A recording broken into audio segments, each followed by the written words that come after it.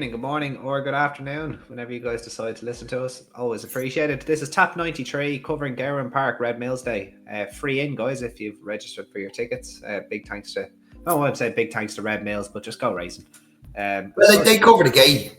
Yeah, but I'm not part of it. I'm just saying thanks to Red Mills on everyone's behalf, I suppose. Jenny MacDeck, we're 7 episodes away from 100. I didn't think we'd get this far. Thought we'd be off the air by now.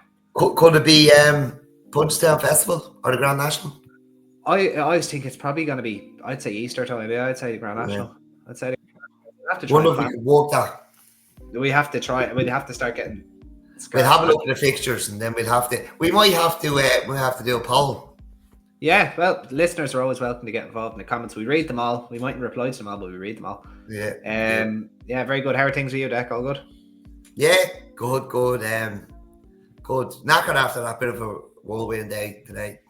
Yeah, Jenny Mac, volatile betting to say the least. Obviously, the Cromwell horse backed off the board, so everyone keen down to post for that one. And then it sustained an injury or something. It's just sustained a cut. Yeah, he's a cut. Yeah, so yeah, on the stewards report. Unfortunately, he has a cut, just like the other fella. Just, you know. Yeah, I don't know if there's a vigil for this horse now, but look, I suppose it was all going according to plan, wasn't it? Like the money was there. He was backed as if he was already in the winner's enclosure. Yeah, I lined up out the front, down the inside. Yeah, lovely. Yeah, simple as. I was at the counter waiting to collect. You're just sitting there with your ticket there, yeah. Look, these things happen in racing, though. I suppose. Hopefully, the horse is okay, and if Gavin Cromwell, I don't know if he needs to dust off the printer there for that one. We can find out about the horse's progress. But I suppose the main event on the card was a 3 furlong sprint, which was actually a 3 mile grade 3, won by Ballyboe. Showed terrific grit, didn't he? Were you impressed by him? I thought he couldn't have been any more impressive, to be honest. He led the whole way, and it did turn into a sprint, and he didn't look like a slow horse, but he was so tough. He just stayed in front. I don't think he was doing a lot, and my opinion as solidified for the Albert Bartlett anyway. I'd imagine yours has too. Yeah, I'm following you 100%. I was, look, you can't say he definitely stays 3 miles because, as we said, it's a sprint. Any horse, I think he will stay 3 miles in a truly run. I think he will stay a truly run 3 miles. The beautiful thing is he's stepping up, so yeah, it's going to unlock improvement. So, it should do, yeah. It should do. He is the one going in there with potential. Yeah, I'm just trying to see his price now. His price shouldn't have contracted too much for effectively winning a sprint, but Gordon Elliott was adamant he's going to the Albert Bartlett after. Did he say that? Did he? Yeah, he did. Yeah, he was Albert Bartlett. Pretty. Yeah, I think our minds are made up now, and that's going to be full steam ahead. There'll be Ballyboe propaganda for the next month or so. Generally priced 16 to 1. There is a little bit of 20s out there if you guys have a few different accounts. Won't name the bookmakers because no one sponsors us, so if they want to sponsor us, we'll name them. You can find them yourselves, guys. You ain't stupid. Look, I think that's a very fair price though, and the horse is, I think he was, as you said, very professional, very gritty. Did not want Ballygunner Castle to go by him under any circumstances. No. He really wanted to win that race. Every time he looked like he was going to go by him, he kind of comfortably pulled out a little bit more. Yeah. It never really looked in danger, even though the other horse came at him. He was comfortably just doing as much as he needed. Yeah. Perfect way to describe it, yeah. I didn't Enterprising. Hear tonight saying he couldn't have been any more impressive in a race like that. Yeah, enterprising from Sam Ewing, all right. And look, what I will say about Ballygunner Castle is a horse I still have a lot of time for, and I referenced this last night or the other podcast when we were covering Clonmel. We thought Ballyboe would get a soft lead and win what was effectively a sprint. That's what he did. Willie Mullins is the best national hunt trainer on either side of the Irish Sea. Like, you're not going to be breaking ground saying that, but in yards that big, horses can get lost, and I feel Ballygunner Castle, since he won his maiden hurdle, and again, this is true, no fault of Willie, it's just the yard is just that big. I think 250. And a mulligan. Sorry, Andy, I've lost. Can't hear you there. All right, one sec. Can you hear me now? All right, sorry about that, guys. What I was saying was, I think Ballygunner Castle hasn't been the best campaigned horse in the world since he won his maiden hurdle, is what I was trying to say. And I still think that horse retains an awful lot of potential, and I think Ballybow did well to put him away today. So even though it was only a 3-runner race, there are 2 horses that you should definitely stay on side. Ballygunner Castle might go down the handicap route now as well. You never know. How many runs has he had? He's had 3, but that's eligible for Ireland, so you can still go to Fairyhouse, stuff like that, Punchestown, and that's where. And there's novice hurdles. There's nice novice hurdles at Punchestown as well for over 2 miles and 2.5 miles. So there's plenty of options for up in that Louis Fitzgerald. Could do, yeah. That's the race I was thinking of. Yeah, absolutely. He's a horse that retains a lot of potential, and I wouldn't give up on him just because he's lost the last twice. They've been kind of falsely run races, but what Ballybow has showed in his maiden hurdle and today, that he's versatile. 2 mile, 3 miles, it's no problem to him. I think a strongly run 3 miles is going to suit me even more. A horse has a lot of potential. Very much looking forward to him in the Albert Bartlett as a U deck. Yeah. And yeah, that's. Well, no, I actually want to ask the question again. Yeah, who got the 250 to 1 on Castlefield Boy, and did you cash out after a mile? That was that must have just been the Rick of all Ricks. Like, that was. How much would it have taken to move a horse that was 250 to 1 on a book? Like, it mightn't have taken anything. They might have gone, whoops, put a 2 in before the 5. Yeah, it's hard to know. I'd say it was meant to be 25s. That could have been the case. As he was instantly 12s, wasn't he? So I was thinking, when we were talking, like, if I got 20s, I'd be happy. Because I genuinely thought he had a good chance, but when I missed the 250 to 1, I was happy to let him win at 20 to 1 without my money. Sure, then he was 12s, and he never came back out past 12s, I don't think. No, he was solid at that price, but I think that the Cromwell horse in that one as well was a Union Park, was it? Union Park, yeah. Yeah, I think he threw it away. He was hanging all over the shop in between the final 2 fences. I think that there's a nice horse in there, but I think I have a feeling he had to think about it today. Winner was good though. John Ryan is no stranger to having big price winners win on chase debut like that, and we should probably see him within the next few days. Knowing John Ryan, that horse will have 8 or 9 chase starts by the Galway Festival, I'd say. Is he on this card like Gowran? Yeah, we'd have to say, yeah. Right, well, let's have a look at it anyway. Let's start the 120. The Sea Moon and Jukebox Jury at Burgage Stud Maiden Hurdle. Good old Jukebox Jury. He's having a decent enough time, I think, as well as a national. Sorry, he's flying, yeah.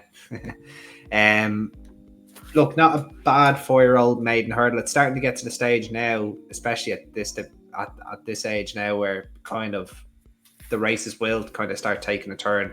They'll start getting a little bit more easier to win. I think Pinot Gris might have won this race last year. I can't really remember though. Pretty sure he did.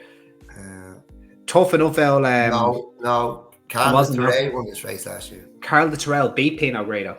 Pinot Gris was odds on for this, and we actually covered this last year. Remember, we said Pinot Gris will win this, and then Carl de Terrell at 100 to 1. Thank you very much. Right, so Deck, this is this race could be susceptible to an upset again. But which one do you like? There's 2 of them that caught my eye, and the one I fancy is Kill One, the Spanish bred. Oh yeah, okay. Yeah, usually tends to what you need. This first time we've spoken about a Spanish bred on so you know what the reason this is? He's by Cool Company. Cool Company, who himself was by Jeremy, was one of 2 sons of Jeremy at stud. Here we go again. So Cool Company was trained by Richard Hannum, won the Railway Stakes at the Curragh, and I think he might have ran at Royal Ascot in the Coventry Stakes. A nice enough horse. Was sold to Spain to stand as a stallion. Jeremy then died, and it suddenly Jeremy was an excellent national hunt sire. Obviously Sire Bar Connor and a few others. Only had a season or 2 as stud. Dancing Jeremy, of course, as well. Yeah, that left Success Days, who I'm obviously a big fan of, and then Cool Company as the only other 2 sons of Jeremy at stud after he died. And Cool Company's been brought back to presumably stand as a national hunt sire, even though he was a sprinter at Clongiffin Stud. So, interesting enough. There's the backstory to the Spanish bred Cool One, who himself is by Cool Company, but who himself is now back in Ireland. So, I don't think anybody was expecting the life story of Cool Company on this podcast, but there you go. No, that's what you get around here. That's what you get around here, absolutely. But Gwandek, probably my strongest fancy here. He was toured to the horse of Willie's. I can't think of his name. Begins with a C. Was at Nice a few weeks ago. And Holy C was Charles by Churchill as well. Yeah. Holy C was second. Holy C has let down the form recently at Nice last week, but maybe just didn't handle the ground, or I'm not sure. He was way under par. But Cool One does have a few of these covered. He's already beaten them, so I'm always it's something I always like to see. The other one I like is Lagoon Nebula.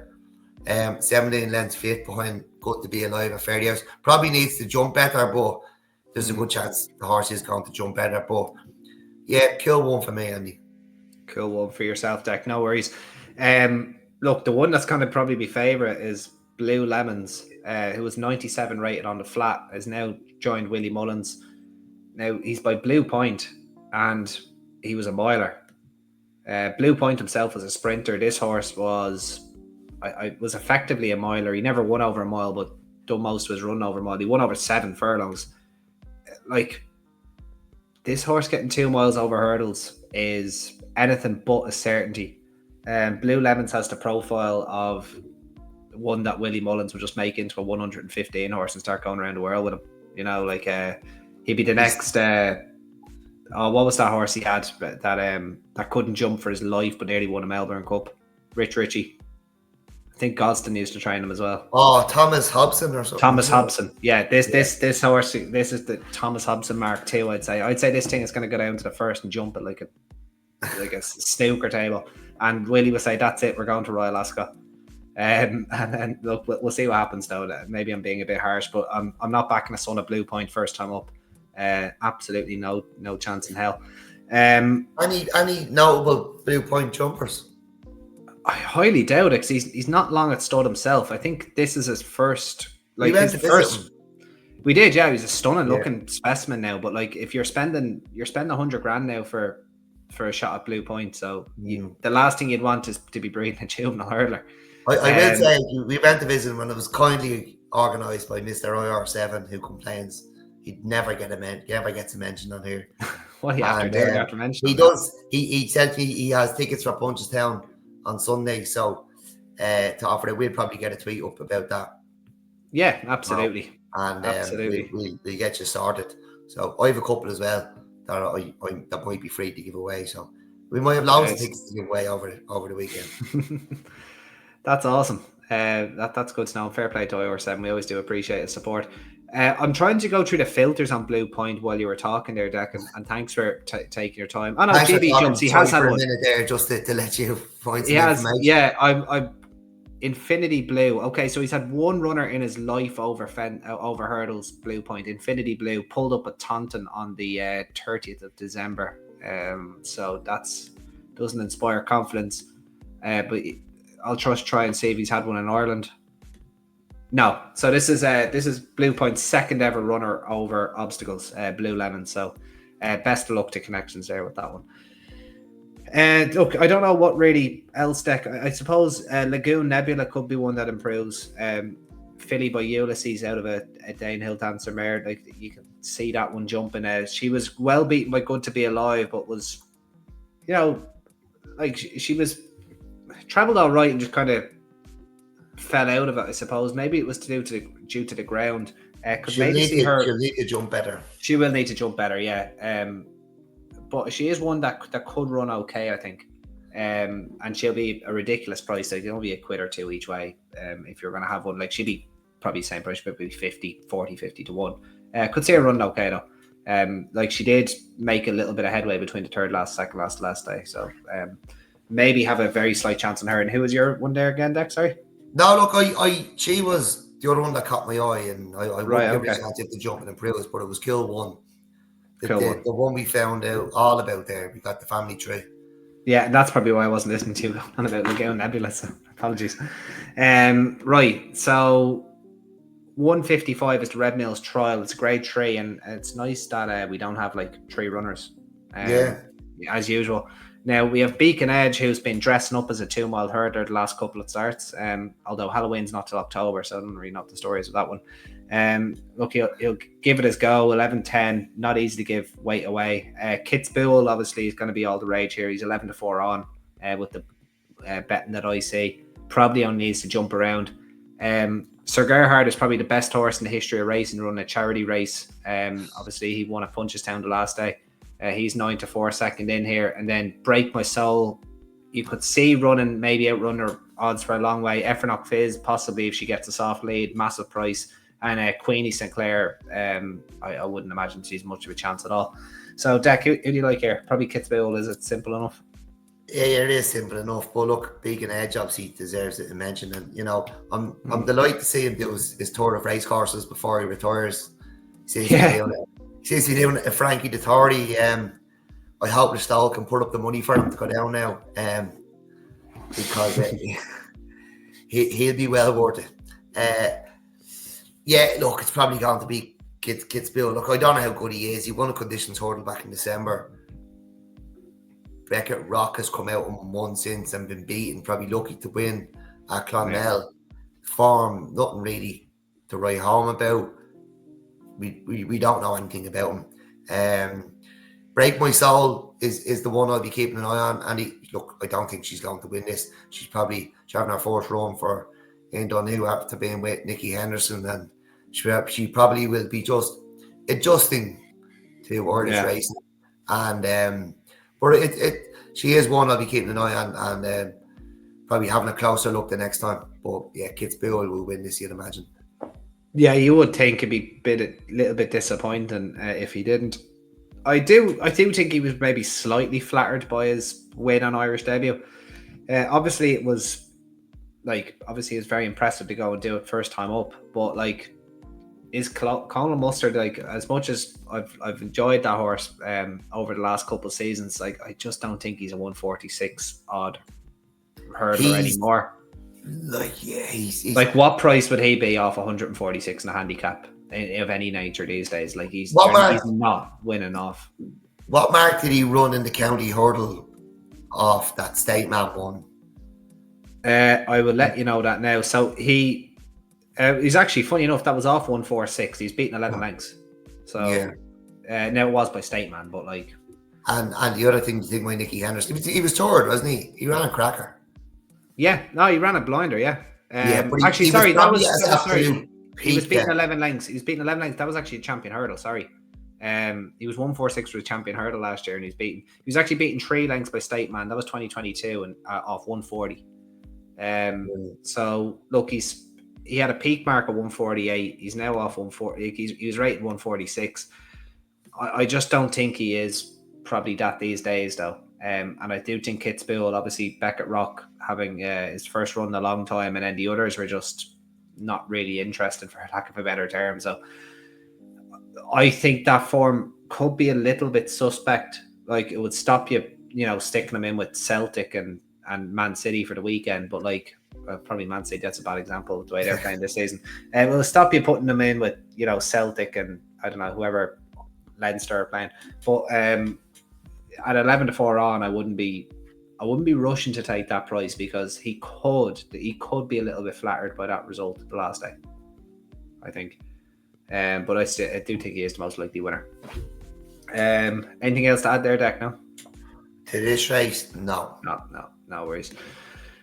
Right, on to the Albert Bartlett Triple Crown Series at Punchestown 2025 qualifier handicap hurdle.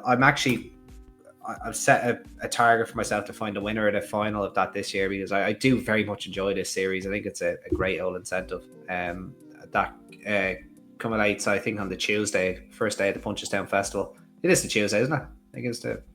I think it was is Tuesday or Wednesday. Yeah, I think I was down there on the Tuesday, though. I'm pretty sure it didn't the English one. I'm pretty sure it's the Tuesday. Yeah, the English one. Yeah. Yeah, look, give them something. Anyway, so we got 20 It runners was here. set up. It was set up for them. To be honest, let's be honest.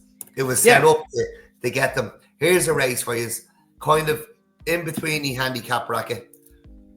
What is it for 126 and down or something? You know. Yeah, the finals 130 and down in case you hack up in one of the qualifiers, I think. But yeah. So yeah, but it is great to see them coming over. And there was lots over last year, and I hope to see them over again. Yeah, I'd say they will. Say they will. I don't see why they wouldn't. Our good old, I don't know, that's Camino Rock. I was thinking of Caesar Rock. I thought we were gonna get that old boat in here, but not right now. So Deck 20 runners. It's trying to find there's ones here that are trying to get qualified, and then you're obviously trying to find the winner as well. But who'd you come down on?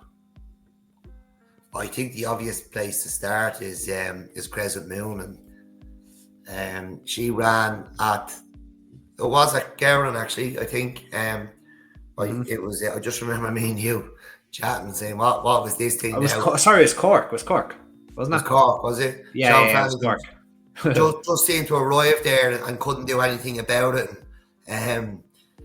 Look, she's a 5-year-old. She's up £4 for that. She was staying on in second. Sean didn't get the most animated. She was definitely an eye catcher. Look, when she got the £4 for coming second, it was definitely an eye catcher, and everything's getting £4 these days anyway. Like there's £4 going out to anyone who turns up at a racetrack these days. So it's not really bothering me that much, especially the way she came home. Like she was, anyone who was watching that race, surely she went in to the notebook. You shouldn't be relying. Stuart said seem to be watching anyway, but anyway. Yeah. You shouldn't be relying on us to tell you about this one. So I think she will be tough to beat. She's right down the bottom as well. Look, there's a few others that I think deserve a mention. Killaney Hill, he's a point-to-point winner. Probably hasn't materialised into what connections hoped he would, but he was a solid enough hurdler at his level. He made his handicap debut at Cork off 116. He's since been second in the novice hurdle. He gave plenty away that day. And he's up £1. He has handicap experience. I think he could give it a good go. Krabat, how could you not love this horse? He is a 10-year-old now, but he always seems to be in good form. He was down to a career low mark the last day I think it was the time before that at Nace. He was second of 110. That was over 2 mile 3. He didn't get home over 3 miles the last day here at Gowran, but like off £1 her back and trip, I think he's a big danger now if this thing isn't absolutely drowning, which it looks like she is. But yeah, he could be a massive danger. And Chosen Time, look, maybe he's going to need the run. He was fourth in handicap debut last February. He was back into Maidens then. He hasn't been seen since July. I'll be just looking to see him come home well and maybe get involved the next day. But I think she should be tough to beat, and I think she'll go off very, very short.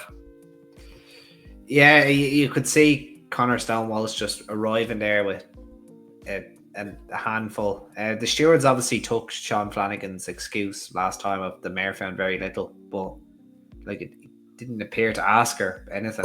I remember the conversation me and you had. I think I sent it. Yeah, we sent a voice note going. Did you see the second? Yeah. The voice notes were sent at virtually the same time. Like it didn't take Sherlock Holmes to find this one now. But I remember I was getting ready to go to the airport and off to Naples, wasn't it? Yeah. Yeah, and I was thinking, no, it can't be that obvious that it must have been somebody just holding on for dear life. And then I looked and it was Sean Flanagan, and I was like, well, he wasn't just holding on for dear life. I just thought it was someone maybe just trying to keep her straight, and she was running on, but he was just trying to hold her together. But no, it was quite an experienced jockey. Yeah, no, that's I don't disagree with you. Look, obviously the other one I was going to mention, I think you already mentioned, was Killaney. Killaney King, didn't you? Killaney King, yeah. Yeah, you mentioned that. Like that's I think that he's just an interesting benchmark because Henry de Bromhead obviously had a very quiet start to 2025. He has started to get a couple winners on the board. One winner, Thurles, last week. a winner at Nace on the weekend. So he is starting to, he's starting to get amongst the winners again, and this is kind of his time of year now. So extremely keen at Limerick. He probably did shape as the best horse in the race that day, and the Hood now goes on first time. Rachel Blackmore rides. He would have to have a chance, and look, there's a few in here that I think you could probably follow this race with a view to the final. Obviously you mentioned Crescent Moon, rightly so. I'm a Getaway, won a Maiden for Andrew Fatt. He's now with Aidan Howard. These connections, obviously the Dance and Jeremy connections, they have been doing a bit of pass to parcel between Fahy and Howard. I need to try and work out why, but there's been a few that swapped over. Could definitely see him going well. One Big Boom is probably stagnated now after rattling off a double there. Ran okay still the last day, as I said as well, but I think Kalani King, Find a Fortunate. There's a few here that are coming here off the back of a win. So this is a race that you could definitely follow with an eye to the final at the Punchestown Festival. But I do agree with you, Dak. Crescent Moon is very, very hard to ignore. And I wouldn't be surprised if him and Kalani King, even though I said this race is competitive, he could see them pulling 6, 7, 8 lengths clear of the third. But we'll see what happens. Right, on to the trio in the Red Mills Chase. A little bit unfortunate that we only have 3 runners. And I was, in the back of my mind, I was thinking we might have seen Spillane Tower here. With maybe a prep before the Ryanair, but they're obviously going straight from the King George to the Ryanair. I think this race would have really suited him. I think he'd have won it pretty easily, even with the penalty. So 3 runners, none of which are odds on deck, which is always nice. 11 to 10 St. Sam, Journey with Me 7 to 4, Classic Getaway, the 3 to 1 Rag of the Field. I do think Classic Getaway is a better horse fresh, but he also gets £5 from his rivals. And Danny Mullins on board. I think at the prices I'd nearly take a chance on him, but what do you think, Dick? Yeah, I just wondered, does he really stay 3 miles Classic Getaway? Yeah, it's fair point, fair observation. He does seem a bit more comfortable over this sort of trip now. Yeah, maybe he needs to furlong further than this as well. He could have his own ideas about the game though as well. Like there is a few races where you think, how far, and then he just doesn't find anything. And he has bled. I think he has bled in the past. He's had wind issues in the past. Like he hasn't been the easiest horse in the world to train. No, not so straightforward. Yeah. Look, he gets the £5, but he is rated £10 behind St. Sam and £6 behind Journey with Me. Yeah. He's frustrating, isn't he? He is. St. Sam, I think, has been well placed. And continues to. He's like the famous name of the jumps game. Remember famous name? Yeah. You just rock up to Leopardstown and you stick 12 stone on my back for the listed race. I don't care, I'll win. Yeah. And this is what he does in these sort of races. Just don't put me in a grade, for the love of God, don't put me in a grade 1. And you know what? He turned. Yeah, I was just thinking, how would he go in the race at Ascot on Saturday?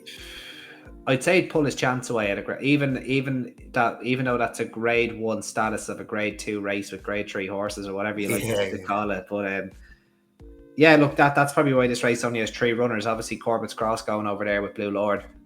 So yeah, but look, English patterns, Irish patterns, it is what it is, I suppose. Yeah.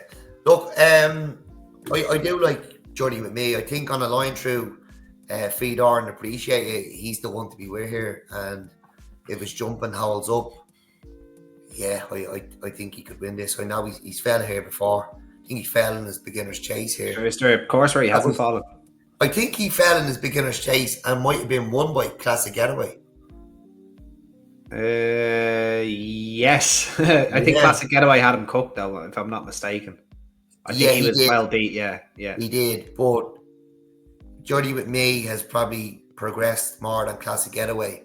There's a good chance Classic Getaway has, regressed. So yeah. Look, I think on the line through Fedor and Appreciate It, if you go back and look at the farm lines when they've all ran against him, he's probably the one to be waiting. I can't really form any other opinion other than that. Yeah, it's probably a race I'm going to leave alone. Like, you see the small field, you see the King going St. Sam, and look, it could be as simple as that he gets a soft lead and he just doesn't come back. That tends to be what happens when St. Sam's in a small field. But I too think he was a good deal below par the last day. Now, he was given weight, I think, to Ballyadam. He was given a fair bit of weight to Ballyadam, maybe 7-8 pounds possibly.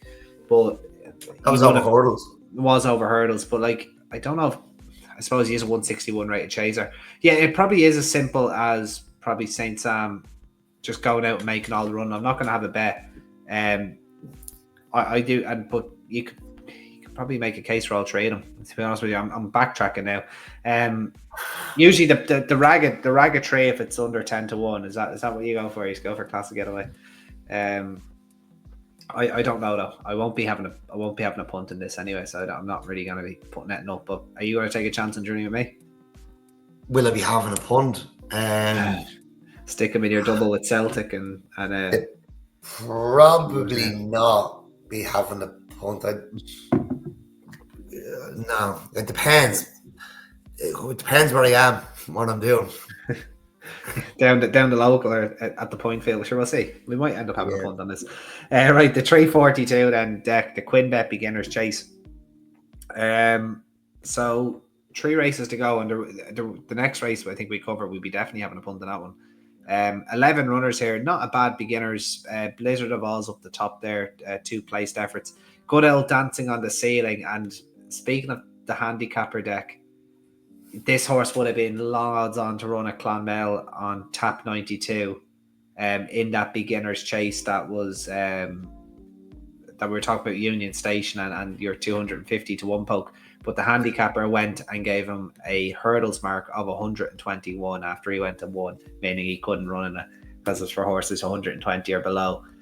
Pretty sickening, and that's probably why they run here, and that's probably why there'll be other days from. But he is very progressive. He's not out of this by any stretch, but I would imagine I think they might be getting him handicapped over fences and going back hurdling. I think because he is only a 6-year-old. Lisnagar Fortune and Lombron, obviously 2 nice horses as well. O'More Park going for a hat trick of folds. Hopefully he doesn't do that. And then Western Fold and What's Up Darling in there too, Deck. So not a bad old race. Who do you fancy? Yeah, it's a decent enough beginner's chase. Look, Lisnagar Fortune, I know it was after a year off, but it was very, very disappointing the last day. And he was beaten out of sight, and I couldn't trust him. He was a horse I was really, really looking forward to this season. But you'd want to see him run better now than he showed a bit more than he did the last day, because it was very, very disappointing. Harry Desangre, an 8-year-old, he was rated 130 over hurdles. He was 16 lengths 5th behind Mr. Giff. It's a form I really, really like. I thought Mr. Giff was really, really impressive that day. And I hope he's all right. It's a horse. Yeah, they took him out of the Arkle, didn't they? Took him out of the Arkle. He probably just go to Aintree, will he, and win. Aintree or Fairyhouse, one or the other, yeah. You know, he's a horse now I'm looking forward to. He's only a 6-year-old. He's a horse I'm looking forward to going forward now. I thought he was really, really good. And very, very taken by him. What's Up Darling? He's ahead of Harry Desangre on a line through Westport Cove. He also chased on Janal Lapin, the Trojan horse at Christmas. but look, Blizzard of Oz, he was a length behind Lecky Watson, and like I said to you one of the evenings last week, that like we were talking about Ballybourne in the Broadway chase, and if there is one that's going to put it up to him, I think it's going to be Lecky Watson. I've been very impressed with him since he's gone chasing. I think he's been very, very good, and probably coming in under the radar. He's a little bit underrated, I'd say, but he is. I think he's going to be a proper one over fences.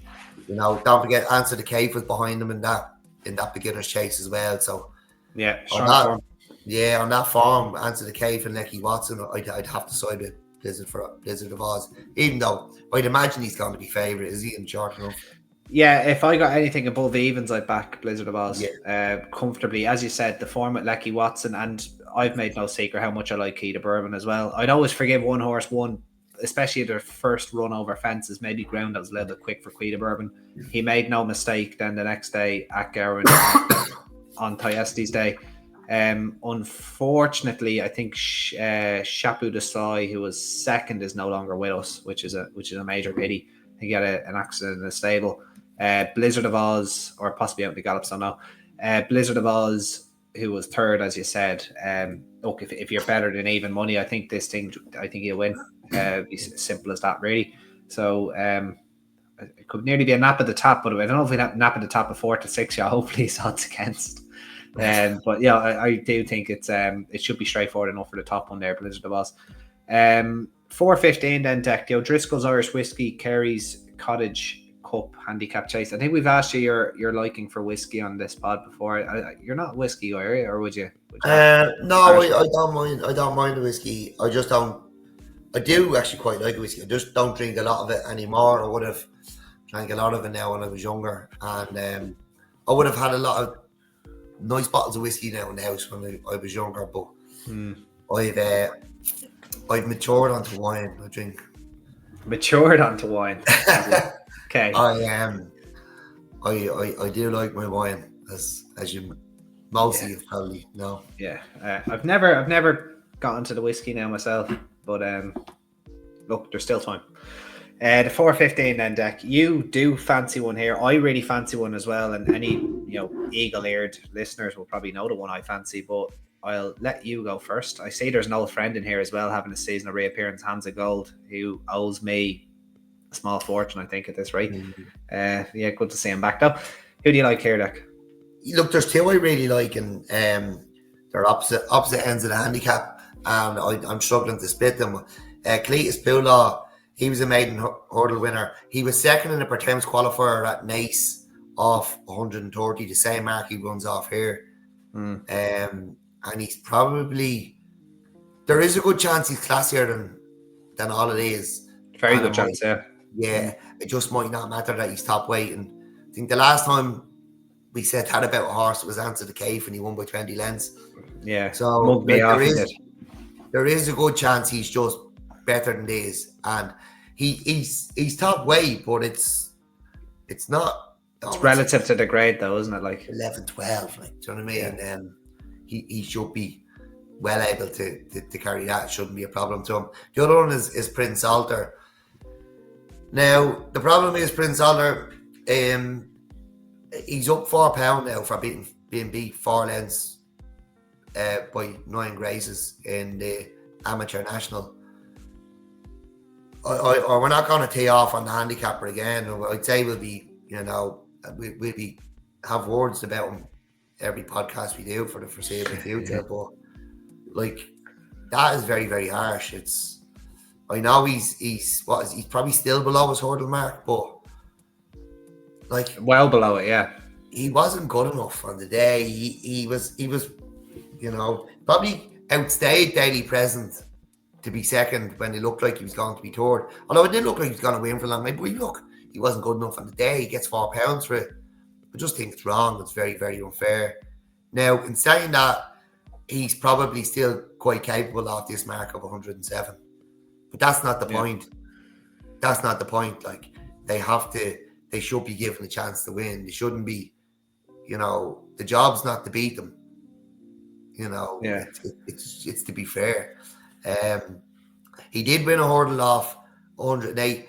I think he could win here, and he could go to Aintree, and he could have a right go at a handicap chase at Aintree. Would he? He'd need to win well, though. He probably need to win well. Well, maybe he win another one after this. But look, would he need to win well, Andy? If he finishes second, he's getting £4. He's gonna get £1 for going to the start. What he'd have going for him is that he's had 3 chase starts. All right, so this is going to be his 4th. So he'd have that going for him. So novices are obviously. He's going to be rated off his hurdle mark in Britain as well. So yeah, that's true. Like.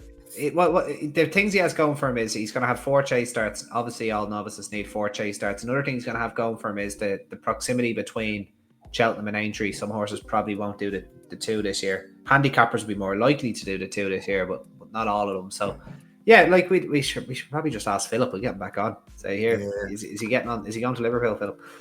He probably let you know. But yeah, no, it's not beyond the realms of possibility. Yeah, Well, we'll keep an eye on it. I'll put it out there now. He'll win. He'll win on Aintree. Prince Alter to win it. Not only to win it, Gowran, to win it Aintree as well. Prince Alter. Yeah, he's gonna. He'll need to win here to go to Aintree, obviously. What is the sort of market there, Andy? Do you have handy? I think it's 121, was it? Right. Okay. I'm seeing 121 here, so yeah, and that he ran at Aintree the last day off that and was beaten 6 lengths over 2.5 miles. So, yeah, so he could get absolutely spanked for running there, but we'll see. Look, if he goes and wins this, they handicap chasing Aintree would be, wouldn't be a bad show. I don't know if he get in, but you can enter him. You can enter him. Would he get another run into him? Like the thing is, like it's what, not even 3 weeks between Cheltenham and Aintree this year. We're already 4 weeks from Cheltenham, so you're talking about what, 7-8 weeks to Aintree. Would there be? Yeah, I suppose you could. Would it be something for him to win at Down Royal on Paddy's Day? Yeah, as long as Philip would have been happy going less than 3 weeks to. Like, there's also Wexford around that time as well, so I'm sure they can find a race on. I'm sure there is options. There's Leopardstown as well. There's a 2.5 mile handicap chase at Leopardstown that always gets overlooked because of its proximity to Cheltenham. So there's plenty of options.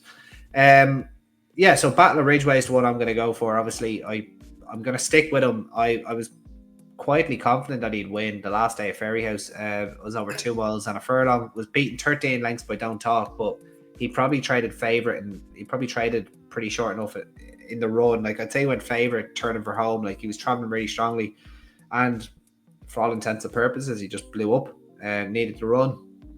I did say that on that podcast that I think he'd be a better horse at 2.5 miles. I still believe he'd be a better horse at 2.5 miles. He's had that run. There should be no excuses for him. He's still only 7. Unexposed, as I said, at the trip. Looking past previous form, like running behind the likes of Midnight It Is, and winning around Thurles, obviously as on his chase debut. I think there's a lot to like. So I think he's a really, really good chance. He'd be my best bet on the card, if he, as it stands. Notwithstanding the nap at the top, which we'll get to in a bit, I'm sure. But I really do fancy Battle of Ridgeway to win the 4:15. So he'd be one for me. And Dec, will you Dutch your bets, or are you going to just go with one of them? I'll probably Dutch them because I do think that Clayton's Bullock could be just better than these and just go and win. But I'm trying to get inside Philip's head as well. Not sure whether it's a good idea or not. And look, maybe Prince Alder goes and wins this, and I'd say Aintree could be the plan with him if they can get in. They can get in. Interesting. Right, Philip sends Alter to Aintree. That would be one of the boldest shouts I've ever heard if he ends up going and winning at Aintree. Well, that's what we do around here, isn't it? Like, that is, yeah. We did a Grand National double last year, so. Yeah, that's true. So it might actually be the second biggest shout I've ever seen. Anyway, right, the 4:50. You actually, I don't know if you pressed the wrong button, but you actually fell up on the bumper. The Ronald Lawler Memorial Irish EBF Mares bumper. It wouldn't be a tap without a Mares race. The 4:50 on the card deck. There's one you really like, so I'll shut up and I'll let you speak. Yeah, look, it's Champagne Venture, a 6-year-old. I'd say she's been difficult enough to train. She was 8 lengths toward to Bambino Fever, is it? Yeah, Bambino Fever. Yep. Bambino Fever on New Year's Eve, who's followed up at the Dublin Racing Festival, winning the Mares bumper on a Sunday.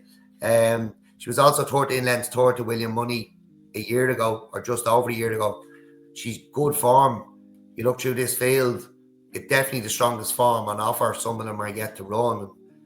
I would be bullish enough now about this one to round off a nice day. Yeah, look, you're dead right. I only had a quick glance at it, but you made a compelling case there. Obviously, we've Canisa Sport, who she couldn't win a point, but I'd imagine from those connections, 85 grand. Okay, from Cheltenham, fair enough. Yeah, but you just never know at the point sometimes. Like maybe she just didn't quite stay. She comes back to bumpers. The Mullins mare, Introversio, was sent off twos on at Punchestown. Now she did report to a pulled her muscle. She finished lame that day. But that was like a pulled muscle and finishing lame. That was only a month ago, and now she's back out. So like she must have recovered very quickly. But at the same time, if you pull a muscle, she couldn't have. She must have missed at least a week's work, or you would have thought. So, I think if the ground gets a bit tough, she might be found wanting late on after finishing lame the last day. I know horses can recover very quickly, but it's still not ideal. So, yeah, Deck, I can see where you're coming from with Champagne Venture. I might follow you in if we're swimming the money by the last race. So, I don't know if you want to nap at the top Blizzard of Oz. We could be left with egg in our faces if he's odds on, or if you wanted to maybe nap off the top the Cromwell horse instead. Well, she could go off the same price. She could go off the same price. We're not napping both of them, so I'll leave it up to you. Blizzard of Oz or it's about handicaps around here, isn't it? So right. I suppose we'll nap the double. Yeah, I can't. We'll nap the double. All right. Two naps. Two even money shots. One in a handicap, one in a beginner's chase. You don't Thanks get for this listening. anywhere else. Yeah, oh, Jesus Christ. Anyway, these be tipped in every paper under the sun, I'd say. Anyway, look, we've given I think we've given a good shout for a bumper there, a horse that's not going to probably be overpriced. Whether she wins or not, I'd say she'll be overpriced because of connections. We've given shouts. We've given Cheltenham anti-post shouts. We've given Aintree anti-post shouts for a race that for race unknown. Like the 2.5 mile handicap chase at Aintree is the bleeding top on chase, like. Philip he tell you he'd fly over thick as ears. Is there? I don't know. What is there? Is there a 3 mile handicap? There is. They could go back and trip for something like the Red Run, but he'd be taken off his feet and that. So no, you could go up to 3 miles now. There's the 3 mile handicap chase is the race usually before the Grand National on the Saturday. Yeah, is that the one that's like a consolation race for the Grand National? It's the one. It's like if your horse is afraid of the colour green, you're running that. Or if you're if you're over, like basically if you're rated over like 145 and you're running that, it means your horse detests the colour green. And if not, it's a consolation race. Who won that last year? Oh, like. I remember Sam Brown won it as a pensioner, and he's still running these days. I know he won it at a big price. I think Happy Go Lucky might have won it back in the day as well, or second in it. Right. It's a decent, like it's like the ultimate, like it's not too dissimilar. Like it's a high enough rate. Okay, so here we go. Crunching the numbers. I hope Philip's listening. He beat Chamblue. Who did? Sam Brown. There you go. Here's your memory.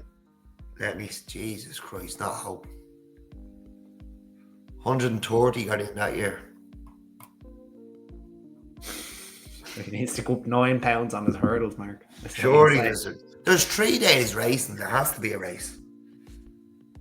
They could go back over sticks. There's the boys' race on the Saturday as well. They can run them in the Sefton or something. There's surely in the grade 1. Sefton's in December, you madman. Let me have a look. Or actually, I think it's been moved to November to Sefton, actually. Is it not? Was it not? What is there a race over the national fences on Stevens' Day? No. Right. Well, if a meeting in May at Aintree, right? Okay, win at Aintree is basically Philip. Send him to Aintree.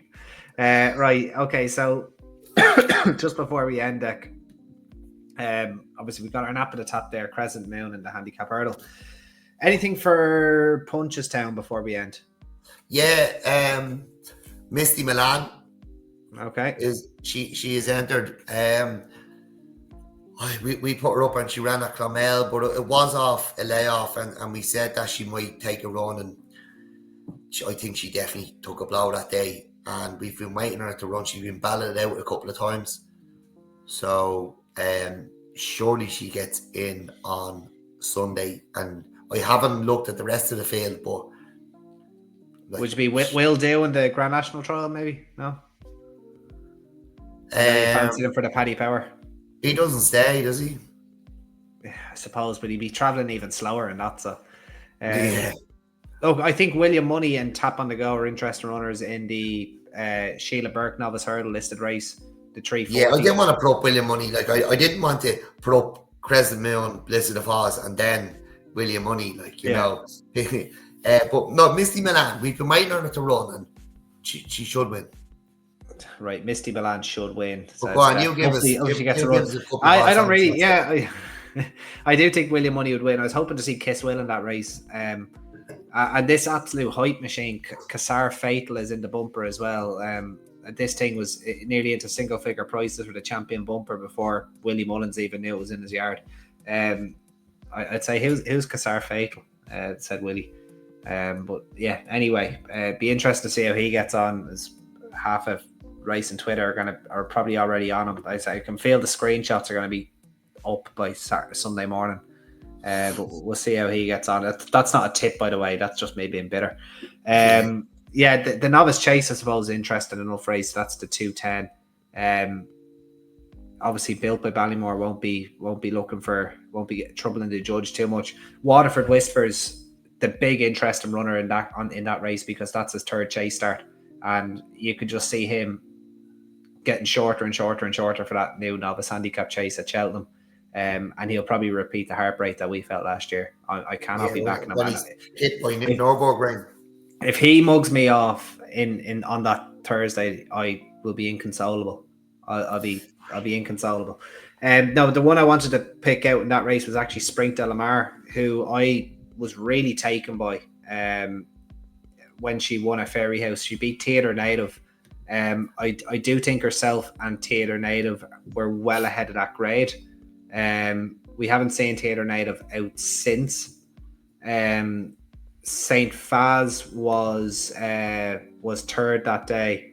Hasn't been seen either, but I believe Luminous Light, and this is what kind of annoys me. I was about to say this to you earlier, Deck. Luminous Light, who was fourth that day, went and won the handicap chase at Clonmel today. Right. And do you know who was fifth? Go on. And this is what it was, Starman, who I tipped for that race and fell at the second, and both of them came from the back. He didn't fall; he was pulled up. Starman wasn't pulled up; he fell at the second. I think you're thinking of High. Right? Are you sure? Yeah, Starman was 100% fell at the second today at Clonmel. Right? Do you believe me? No, I do believe you. I'm going to check. I do believe you, but I'm going to check. Okay. No, he absolutely fell at the second. I have it up here in front of me now. He was 25 to... Sorry, he fell at the third. I lied to you. He got to the third. But anyway, Luminous Light was fourth. He fell all right, yeah.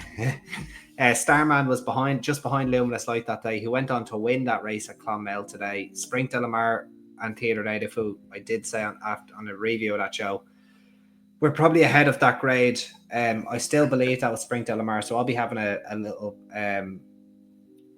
I'll be back in Sprint de la Mar in that 210 if he is declared. I think he's a very nice chaser going forward. And that kind of brings us to an end deck of Tap 93. We probably took liberties. We probably could have done that in 40 minutes, but it is what it is. Jesus, I'm sure everybody enjoyed it. Any closing comments before we sign off? No. Other than Philip telling his yoke to go to Aintree and back Ballybow for the Albert Bartlett. No, I don't think so. I don't think we've put up anything. I don't think we need to give wait till the morning of the race lads lecture tonight, because we've nothing. We're not overly bullish about anything, are we? Yeah. Well, look, the ones we tipped up are probably going to be short, so you do it as like. do it now. Yeah. Get on now. do it right away. Request a bet. Anyway, that's all we got time for in Tap 93. We'll be back for Tap 94 at some stage next week. We'll have to have a look, or we'll look at the fixtures, and we'll try work out where Top 100 can land. It'd be nice to do for the Grand National. It'd be really, really nice. Yeah, it would be fun, wouldn't it? And I suppose, Andy, we've had something we said we'd never do, but We did chat about it at Cheltenham. Yeah, we've got a few messages about it, haven't we? So yeah, we don't know what to do, whether we just do a full Cheltenham preview or go through the weights again. Yeah, do the weights, or maybe we can put out a poll. Like, obviously we're staunch Irish racing, so like it kind of goes against the grain, even though it's Cheltenham, but everyone kind of wants to hear it as well. Or have you heard it enough? I don't know. You let us know. What could we do? We're happy either way. Yeah, if the content is wanted, I'm sure we'd be able to do it. We've had no invites onto anyone else's Cheltenham preview as of yet, and that's not come invite us on, because we're probably happy enough to as well.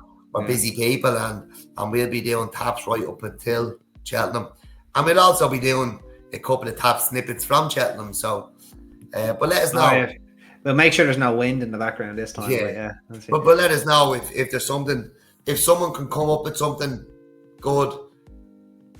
Like, we'd love to try it, but obviously, you know, our focus, we're very excited to do Fairyhouse and Punchestown. That's what we're really excited. That's the focus. That's the focus. Yeah, that's really our focus. But something, I don't know, something a bit fun for Cheltenham, something a bit different. If someone has any ideas, obviously, me and you were involved on a previous podcast, Andy, with the drop-in show, which was, you know, was hit and miss, but could be quite good. But something a bit fun, like, you know, that. Absolutely. And maybe we could get people involved in as well. Maybe a bit of a competition or a sweep or something. You let us know, and we'll have a think about it. We'll make it work. Absolutely. Couldn't have said it better myself, Dec. Pleasure as always, and we will see you for Tap 94 quite soon. So bye-bye. Cheers.